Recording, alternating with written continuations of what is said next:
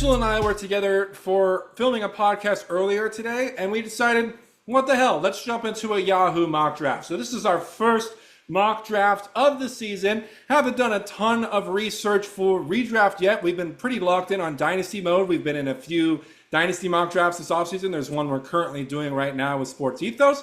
But today we're going to do a classic 12-team Yahoo mock draft. I am picking 5th overall, and my co-host for today, Mitchell, is picking 9th overall. Mitchell, how are you today, sir? Doing great. This is where our love for fantasy really started in redraft leagues, and eventually it transitioned over to Dynasty. But, this is our first love, back in 2016, 2017, this is where it all started, and I'm ready to pick up where we left off. Absolutely, absolutely. This is going to be fun. A very fun exercise. We're kind of going a little bit off vibes today because we haven't done a ton of research on ADP. But, from what you've looked at so far, was there some specific, ADP things that really jumped out at you or nothing too crazy yet? Well, for one, Steph Curry being ranked 22nd or 25th, you could potentially get him at the back end of the second round, early third. I think that's a huge steal in 9 category leagues for redraft. Players who I'd probably avoid, Paulo Banchero looks like he's at the back end of the first round, early second round. Don't love that. He's more of a points league player, so if you're in category leagues, don't be swayed based off the Yahoo rank. As much as I love Paulo, but those are two very early impressions that I have here, just looking at the list before we start. What about you, So there Andrew? wasn't a ton that I noticed ADP-wise just because I haven't looked too much yet. So like I said, especially in the case for me, we're going a bit off vibes today. That's why I went with a top 5 pick because I didn't want my first pick to be too difficult now. But I am glad that you noted some things, especially about Paulo Banchero and Steph Curry because that's great information to know. I obviously would not take Paulo this early in a 9 category startup draft as well for a redraft. So let's go ahead and take my current favorite Lakers player. I got one of his shirts on right here. Let's take Luka Doncic first overall well, 5th overall as my first pick, I should say. That's a steal, especially because Giannis went second, who typically goes fifth. So you got a lot of value there with Luka solidifying those points, threes, rebounds, and assists at the guard position. Feeling good about that. Feeling very good. All right, so you're actually the defending champion. We do an angle redraft league each year, and you are currently the defending champion. How do you feel about your chances of doing a back-to-back this year as you make your 9th pick currently? Yeah, I'm looking to defend the title. Again, we're going to do this again on Yahoo. So if you're interested, please let us know. So I'm going to go ahead and select Cade here. I Nice. know when we did our real redraft league, I went with the older veterans, like a James Harden with my first pick, and then Kevin Durant back to back. But I think Cade really solidified himself as a top 10 talent for redraft leagues just because he's like a lesser version of a Luka, but he still provides great value and better free throw percentage. You may not get the same points, but it compensates with the free throw percentage as well. So we have similar builds to start off, Andrew. Yeah. How do you feel about Jalen Johnson going 11th just now? I don't love it. I don't love it. I tend to steer more towards the vets in redraft leagues just because I know what I'm getting, and yeah, I mean, Jalen, a lot of injury concerns, but a lot of untapped potential as well. So with my second pick, I'm gonna go with the guy that helped me win my league last year and was the staple point of my team. I'm taking James Harden, who complements really well with Cade Cunningham here because now I solidified my points, rebounds, and assists, but also with high threes and high free throw percentage, looking to punt turnovers. So for you, Andrew, I know you just took Luca. Are you going to start punting free throw percentage, or is it a little bit too early where you're going to grab the best available? I think it's a little too early to punt free throw percentage immediately, especially because Luca at around 77 to 78%, I can work with that. It'd be a little bit different if it was Giannis, but I still think you can have a free throw build with Giannis in it. But I'm going to pick a free throw anchor at this moment in time. And this is shout out to you talking about his ADP being way too low. At 20th overall, I'm taking Steph Curry to pair up with Luka Doncic. I mean, Love that. their stat set doesn't need to perfectly complement each other, but you know, in redraft, you got to go with best player available. And over Jalen Brunson, Jalen Brown, De'Aaron Fox, I'm easily taking Steph Curry over any of those guys. Over Spicy P, over Spida. Easy selection for me there.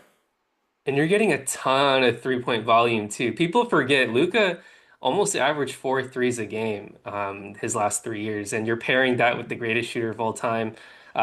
You're probably going to dominate your league in 3-pointers made. That's what I like to hear. I always like having a shooting team, a 3-point shooting team. It's always one of the most fun, exciting, watchable type of builds to own.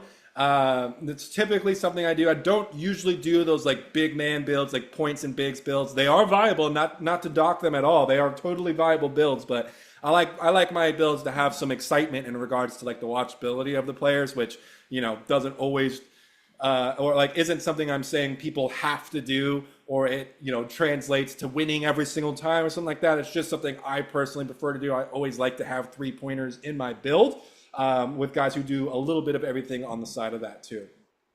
Yeah, and people forget ever since the Jimmy Butler trade, Steph Curry broke out of his slump and was a top 12 first round type player in redraft leagues after that. Jimmy really opened up the floor. He opened up the pathway to lessen the load of Steph Curry. He created open looks, so his efficiency went back up. So I think this is a great bounce back year for Steph Curry. And if you can get him in the second round or even the third round, as this ADP and rank on Yahoo may suggest, you're getting a ton of value. And talking about ADP here, talking about guys who are way too low, I'm going to take Kevin Durant here. Round 3, pick 29 Oh my overall. His God. ADP is at 32 right now. What the hell is Yahoo doing? That was a top 10 player last year. Steph, KD, and Luca on the same team right now, folks. Yeah, Andrew, you really can't beat that value. I know the Rockets are a more complete team than the Phoenix Suns, but Jalen Green, to our earlier podcast, was the highest usage player for the Rockets. So Kevin Durant is going to be thrusted right in. He's going to be the one facilitating and handling that offensive burden, especially in the half court when they're running sets. So I don't expect a huge dip in production from KD, and he certainly shouldn't be available in the 30s. Ooh, Zubac at 31. I don't know if that was an auto draft or not, but that is very high. But let me ask you this, because it's about, oh, actually, I know you're going right now, so I'll have you make this turn kind of in the background. Once you make your turn, like I mentioned, Luka was at 78% free throw percentage. So do you think the additions of Steph and KD makes up for that basically already right now in round 3? Yes, I do think that. Just because KD and Steph Curry have pretty decent volume for their for their free throws, right? They're very aggressive at the rim. They're apex scorers. They're gonna draw fouls, and you know, in Slovenia right now, Luka's actually hitting all of his free throws. I know it may not translate, but it's definitely an encouraging sign. I believe over the first 2 rounds, he's at like 19 out of 21 free throws. So maybe he has an outlier year and he actually put the work in and he improved that process. So this latest pick, I just took Chet Holmgren. I love the versatility here. James Harden and Cade Cunningham average nearly a block a game at the at the point guard position. So I love the how Chet is able to strengthen those outlier categories for the point guard spots with my first 2 picks. So he really just kind of solidifies the strengths here. I may not win against a team built around Victor Wembanyama, but being top 3, you don't have to beat every team in the league to be a strength for blocks.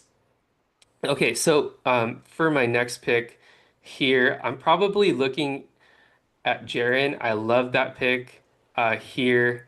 Some of the other Yeah, options even are even like, with the turf toe injury, I see no issue with taking Jaren Jackson Jr. in the 40s, especially if you're going to have blocks in your build. I love what you mentioned with the out of position of blocks for a Harden and a Cade Cunningham just out of position, and especially blocks for a guard eligible player is huge if you are a blocks heavy team. Now, let me ask you this before we get to your next pick. How do you feel about Cooper Flag ADP at, or at least, wait, what's it at? 42.4 ADP for Cooper Flag currently.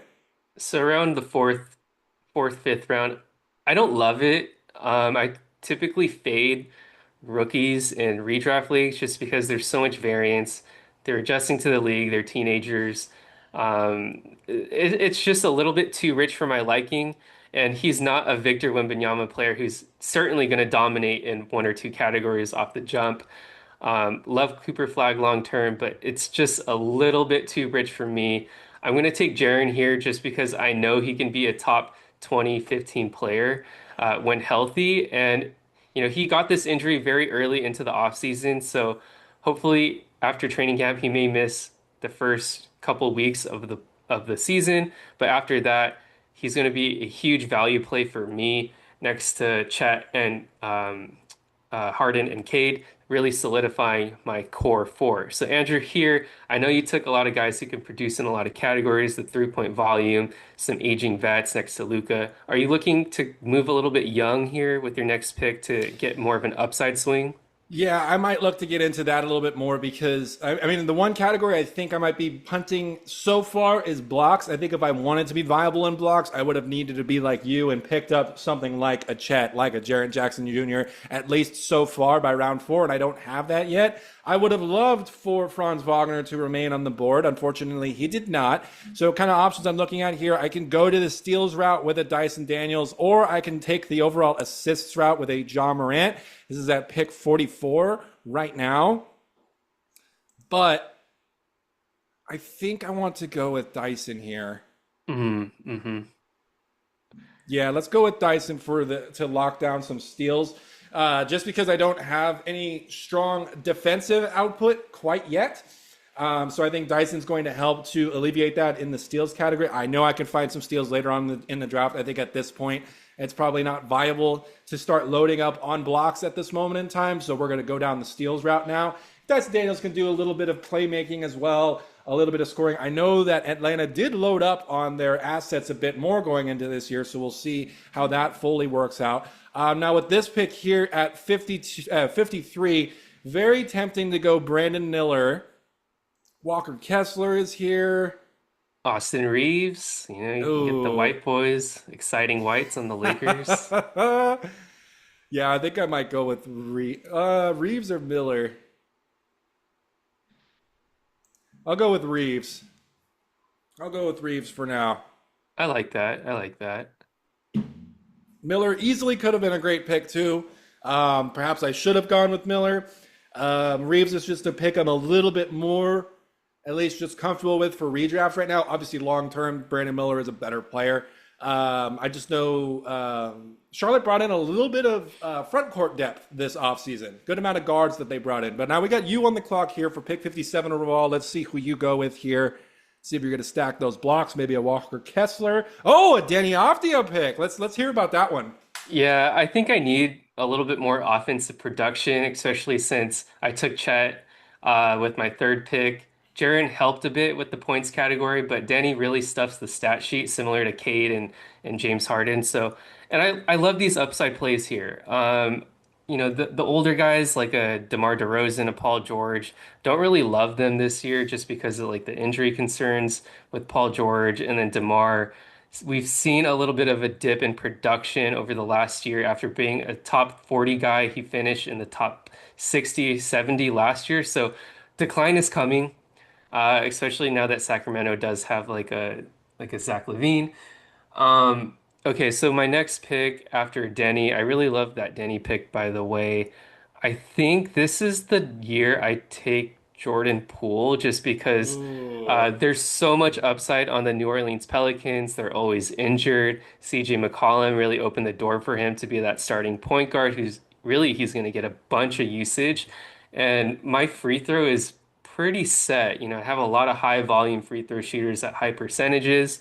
And with Jordan Poole, it really just solidifies the upside that I've been targeting in this redraft exercise. So I'm loving my team right now. So Andrew, you're up next. Who are you targeting? So this is tough because I could use a center. I don't have a center yet. Alex Sarr is tempting. I'm not sure if 68 might be a tiny bit early for him. I think I can get some centers for better value a little bit later on. Mm-hmm. So Mm-hmm. I'm going to stick on the path I've already been on. Actually, I'm going to take Zach LaVine here. I was thinking about Kobe White, but I think Zach LaVine can do a little bit more. This is just adding more pure star power to my team. Now I probably do for sure, at least on this next upcoming pick for me on this short turn here, need to pivot to a center. But I took a quick peek down the board as I was potentially considering an Alex Sarr, which I think that 70s, 60s ADP might be a bit much. He was only like top 150 last year as a rookie, so we'll see how that culminates. But there's options like Mark Williams, Isaiah Hartenstein coming up towards the bottom here. I'm going to grab one of those two. But hopefully a Mark Williams with his better free throw percentage, and it looks like that's who it's going to be. I could grab an Emmanuel quickly here, but I'm just super guard heavy right now, and I need to be a little bit careful about that. So I'm going to take a center who is a pretty good free throw shooter, and that's going to be Mark Williams. Just need to really hope that everything stays together for him health-wise this year, but I think he'll be a great fit for my team if things do go well in that department. Andrew, I love that pick because Mark Williams, if people remember, to finish the year, he was like a top 20 player. He was putting up big rebounding numbers, high scoring games, solid blocks on elite efficiency, not only anchoring your field goal, but to your point earlier, really being a solid free throw contributor on decent volume for a center. So that's very hard to get here. All right, so in this range, I think I'm gonna go with Isaiah Hartenstein, your second option, I just like because I that. love the versatility. He fits the stat stuffing uh, categories that I'm looking for, especially in this round. He seems like a safe pick as well. He's relatively durable. So Hartenstein is there for me at 8. So now that we're at pick 8, this is kind of where we can take a little bit more of these upside swings and risks, where you shouldn't be afraid to drop them if they aren't panning out early into your season for a hot waiver pickup. So for me, hopefully, I can get an Asar Thompson here. He's a little bit hidden in the draft. Yeah, that's a But great one to point to. Another person I want to point to here. How do you feel about Jalen Suggs' ADP of 107? I think that's a bit crazy given the fact that he provided top 50 value early into the season and really broke out into his own. Um, but yeah, maybe they're projecting that Desmond Bane is going to take a lot of his role, which I don't think that's the case because Suggs doesn't need the ball in his hands to operate. He operates in more of the off-ball role, playing in the high-low, uh, the short corner cuts, open threes, playing in transition, and he's just a really great glue guy. But with my team having already so many guards and stuff like that with Poole, Harden, and Cade.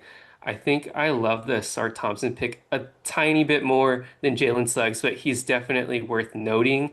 And with Asar Thompson, he's really a snake waiting in the grass, right? A lot of talk was how his per 36 numbers were so similar to his brother, Amen Thompson, but the blood clots really hindered his production early into his sophomore season, and hopefully we can see his full potential there. I see you just took Jalen Suggs as your latest Yeah, pick. so I know I'm a little overcrowded on point guards, shooting guards right now, but at least Dyson Daniels can play the three at the small forward position for me within fantasy. I had to go with Suggs for the steals upside and just the overall, that's such good value in the 90s. Somebody who could easily put up a top 50 season. So not only does the steals, threes, and scorings and assists fit my build, but just the overall upside in general is very, very hard for me to pass on. I would have loved Nas Reed to stay on the board for this next pick I'm on the clock for, but he unfortunately did not. So where's my guy at right here? So this is pick 101. I'm thinking about taking Tumani Kamara here to because one, I need a wing, a small forward, power forward. I need those steals. Let's grab Tumani here. Solid pick right there with Tamani.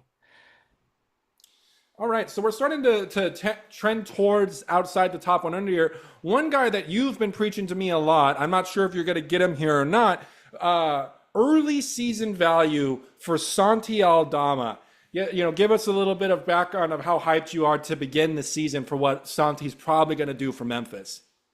I think Santi is such a versatile player and really erupted, uh, as its own type of dynasty asset that we're excited about. Especially because, sorry, I'm going to take Brandon Pajemski really quick, but with Aldama, he is Spain's best player. We've seen him showcase in a high usage role in Spain with the Olympics. He's really thrived, posting pretty much a double-double over that stretch.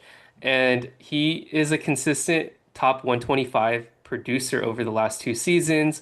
And with this upcoming year, with Jaren and Edie missing a little bit of this of the season, maybe the first 10, 15 games, maybe Aldama takes a long-term role over Edie, right? He could play the center, he could play power forward, he can handle a bit because of his versatility at the small forward position. So he's just such a malleable asset that I love, and there's a reason why the Memphis Grizzlies extended him on the first day of free agency. Andrew, as a fellow Spaniard yourself, how do you like Santi Aldama as a fantasy asset, not only in dynasty but in redraft? So I know I was a little bit down on him when he first began his career, but I've definitely come around just because he is a bit of a do everything guy. I love the out of position assists he provides, as well as the out of position 3-point scoring that he provides as a power forward center. And like you mentioned, the Grizzlies are starting the season without Jaren Jackson Jr., without Zach Edey. So this first 4 or 5 weeks ish of the season, Santi Aldama is going to go off. And so if that's someone who can, start you hot out the gate right away, with solid production, and then will at least be, around 10th or 11th round value the rest of the way from there. That's a solid return for on investment for somebody who can really be helpful to you. Now for my pick here, I think I might go with Draymond Green. I do need another center. I like the steals that he provides out of the center spot. Or actually, let's go with Tari Eason here. Ooh, Tari, love I'm that. gonna take someone a little bit younger on this one actually, and we'll probably grab another vet on this next turn. There looked to be a ton of vets available anyways, and I wanted more steals, so we went with Eason on that one. I thought you were gonna pick your boy Lively for a second, I because I thought know about you need a that too. center. I thought about it, yeah. Okay, my turn again here. Daniel Gafford is here. That is very tempting, and he looks to be one of the last good centers. Hmm. There's Brooke Lopez still. He could perform well in limited minutes, but he's not going to be a starter. No, I'm gonna grab Gafford. Yeah, right.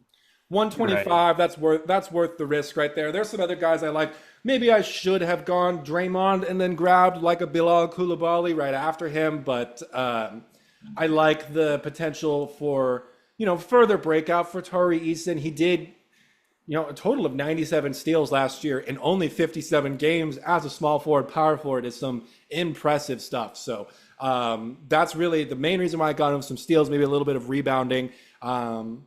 And I needed these defensive specialists because it's not like Luka Doncic and Steph Curry are playing a ton of defense these days. So love the defensive support that I'm going to be getting from Dyson Daniels, Tumani Kamara, and Tari Eason. Pretty excited about that because also Reeves and Levine don't play a ton of defense either. So while I have these massive offensive output guys, I needed these defensive anchors: Suggs, Daniels, Kamara, and Eason. Very good. I just took your boy Bilal here just because I'm looking down the list and trying to identify some upside plays, and everyone else is pretty much standard. We know what we're getting. These are the vets that are reliable at points, but not necessarily exciting. There's still some untapped potential here at Bilal, which is a big reason why I took him with my third to last pick here. It's really hard looking at all the value here. I mean, I'm looking deep and there's just a lot of boring options. So for my next Yeah, pick, it gets pretty boring and pretty flat by this point. A lot of the good guys around this range have already been reached for. So yeah, it's all about just these random vets kind of filling out the end of your roster. I mean, maybe your focus changes less towards your overall build and just more towards guys who are going to get regular minutes. and at least produce a good amount in their respective roles. Now we have some rookies still remaining, like a Dylan Harper, like a VJ Edgecombe, but the teams that they're on theoretically should be fairly good teams. So it remains to be seen exactly how many minutes they're going to get on their respective teams. But with that being said, I just took at Ty this point, Jerome. round 12, I'm going to take one of them with Harper or VJ here. And I think I'm going to go with Harper, a prospect I like a lot. We'll see how this year one goes for San Antonio. But at this point, we're in the last two picks of the draft. Let's take a flyer on Dylan Harper. Let's see how that rookie season looks for him. Love that, Um, he's such an exciting prospect, and he's similar in terms of my top two picks, Cade Cunningham and James Harden, what he can be. So if he can show some exciting flashes here in his rookie season, that's what you can hopefully expect moving forward in his prime. So what I Um, just did is something I hope to do in redraft this year. I took Kyrie Irving with my last pick. I have absolutely zero issue using my last pick to get Kyrie Irving and wait until January or February for him to come back. I can easily stream, waiver wire players until then, especially if I'm only spending pick 149 just to get this guy here, someone who can have superstar potential when he does come back in January or February. He's not like a Halliburton or Tatum case where he'll miss the full year. And your last pick was an upside play on Reed Shepard. Tell us about that one. Yeah, I mean, you know me, Andrew at Engel. I love Reed Shepard. I think he's worth a flyer here, especially if he can crack the early 20s or maybe late teens in terms of minutes per game. And he's provided enough of statistical translation where even in a limited role, he can still provide solid fantasy value. So Reed Shepard here is my last pick. And then before that, I didn't cover it too much, but I took Ty Jerome, a player who pretty much was a waiver wire staple over last season for the Cleveland Cavaliers. I believe he finished in the top 100 for the season, and with Memphis departing with Desmond Bain, we hope to see Ty Jerome fill out a similar type of role, battling it out with Scottie Pippen uh, as a secondary ball handler. So let's go ahead and recap our teams, Andrew, if you want to go over yours Sure, first. sure. So my team, my first overall pick, this is picking from the fifth slot. Luka Doncic, and then this is not in draft order the rest of the way here. I got Luka Doncic, Dyson Daniels, Steph Curry, Kevin Durant, Tumani Kamara, Tari Eason. My two centers were Mark Williams and Daniel Gafford. Pretty happy with how that turned out. Austin Reeves and Zach Levine for more star power at the end here. Jalen Suggs at the hundreds range. I absolutely love that pick. Dylan Harper as an upside play, and then Kyrie Irving as a stash until January, February when he comes back. So definitely a punt blocks team. There's really only one excellent shot blocker on this team. Gafford can get his blocks, but obviously there's that kind of minutes log jam in Dallas. I think he'll still be a good per minute player, but this is more so just to fill the center spot. Normally leagues, and especially the one we do, will only have one specific center spot and not two. It'll have one center spot and three utility spots as opposed to two center spots and two utility spots. So, I have that strategy of lots of offense, lots of guard and wing type skill sets, less focus on the big man stats, at least for this prospective team that I put together here. But so definitely punt blocks, heavy on the 3-point volume. I have great free throw shooters to counteract somebody like a Luka. Even a center like Mark Williams who's good at threes, but I think Reeves, Levine, Steph Curry, and Durant is plenty to counteract any of the free throw woes I might have with a Luka, and then I'll have Kyrie Irving as further support coming in January or February. So very excited about this team. Very fun and exciting team to watch. Lots of offensive output with the star power of Kyrie, Levine, Reeves, Durant, Curry, and Doncic. Let's go to your team here, Mitch. Walk us through your picks. Yeah, I just want to say I really love the Kyrie gamble, just because if we remember, he tore his ACL not too late into the season, right? I believe it was around February. ACLs take a little less time than an Achilles injury. So, as you know, and as everybody knows, Kyrie Irving is a first round talent. It's just the availability to start the season. So, Love that pick right there. So for my team, I kind of went more on the upside swings for most of it. Besides a James Harden, a lot of my players are under the age of 25 to 26 years old. But I did this because I believe there is going to be a huge step forward. And some of these guys I did take a reach on, but it's more so me projecting that next step in their careers. So Cade Cunningham, James Harden, as my top two picks, being that staple points, rebounds, assists, steals, some out of position blocks, and also providing a as a free throw anchor. Then pairing them with some bigs that can stretch the floor to really solidify those three-pointers made with a Chet and a Jaren Jackson. Some upside swings that I really like are Jordan Poole. I think he can provide a lot of value with the New Orleans Pelicans. He's more on the healthy side compared to some of the other options like a Trey Murphy, Herb Jones, Zion Williamson, who are always injured every year and out. So Jordan Poole will be tasked to hold that offensive burden throughout the season while those guys miss some time. Denny Avdia was a huge breakout candidate here for us here at Angle. We love him. This was more so on the reach on my end. I think I took him in the 50s, which may be a little bit early, but is really going to look to make a play-in swing. They brought in Drew Holiday, some vets alongside him, and Denny Avdia put up some Giannis-like numbers to end the season. Really high points, rebounds, and assists with some solid steal numbers. So, and he's tearing it up right now here in Eurobasket, dominating, upsetting, I believe, France the other day with that Israeli team. So Denny Avdia is going to be a huge upside swing that I hope that everyone targets for their dynasty leagues because I think he's going to be one of those players that you're going to be pleasantly surprised. Maybe you don't have to take a huge gamble on him like I did, reaching for him. But if you can take him at his projected range, I think he's going to pay off pretty well. Then I have Santi Aldama, who we talked about, who we really like as a versatile forward who can take a pretty big step forward, especially early in the year with Jaren missing some time and Edie. Then I love my upside swings in Asor and Brandon Pajemski. So Pajemski in particular, huge Warriors fan here.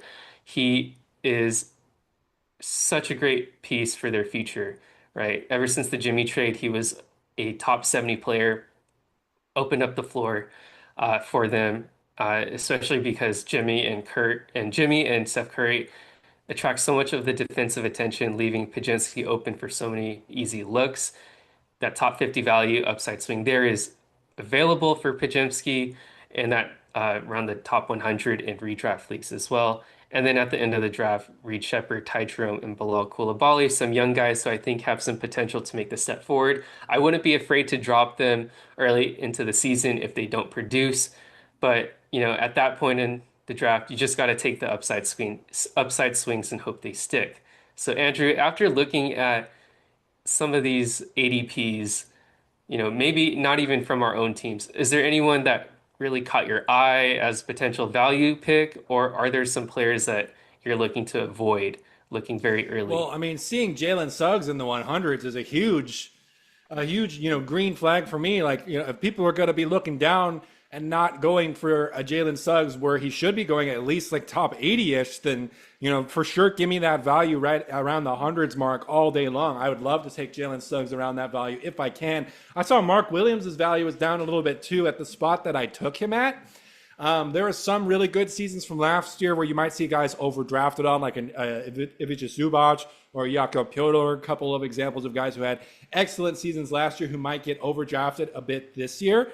But yeah, some of these guys that you and I both took had some pretty alarmingly low ADPs, lower than they should be. Steph Curry and Kevin Durant being other examples from the two picks that I made. So obviously it's very early in the year. ADPs can easily change by the time we do our actual Yahoo draft, which will likely be in like mid-October or something around that range. But to see where they're at right now is quite interesting. So there's definitely some names I'll keep a very, very close eye on, as well as some guys who are kind of hidden down the board. Like, for example, you got Asar Thompson hidden down the board pretty well. You got him pretty late in the draft. Do you expect him likely to get grabbed a bit earlier on when we're doing a draft, let's say in mid-October? I think he'll raise a bit. I don't think we'll see him in the hundreds or the 90s. I think he'll creep up maybe around the 70s range, but I still think there's enough upside where he could return good value even at pick 70, just because we've seen what his brother can do and they're cut from the same cloth. But one particular player I was surprised that you took so late in the draft was Kevin Durant. He was slotted in a similar range as Ivica Zubac, surprisingly enough, right? The Clippers just signed John Collins. They signed Brooke Lopez this offseason. So I don't expect the same offensive responsibilities and the same minutes per game as we did for the Clippers to lean on for Zubac now that they have better options backing him up other than a Ben Simmons. But for Kevin Durant in particular, he helped me win my league last year, and I took him in the early second round. And if you could take him in the third round, that's bang on value. Excellent, excellent. All right, so fun mock draft exercise. I know we were going a little bit off vibes today, but I feel like our teams turned out pretty well. So we'll probably see these ADPs shift a bit as more people participate in these mock drafts. Like we've mentioned, it is September 1st currently. So once we get to mid-October, things should be shifted around quite a bit. But it's fun to see the landscape of where Yahoo is at currently right now. So if you have not subscribed already, we are on the path to 500 YouTube subscribers. So your support is 100% very much appreciated by us. If you're not subscribed already, please do so. We will continue to bring out more mock drafts, more redraft, and dynasty content leading into the season. So be sure to keep an eye on the channel, keep an eye on our website, anglefantasybasketball.wordpress.com, in order to not miss any of the content that we put out. Thank you again for watching, and we'll see you guys next time.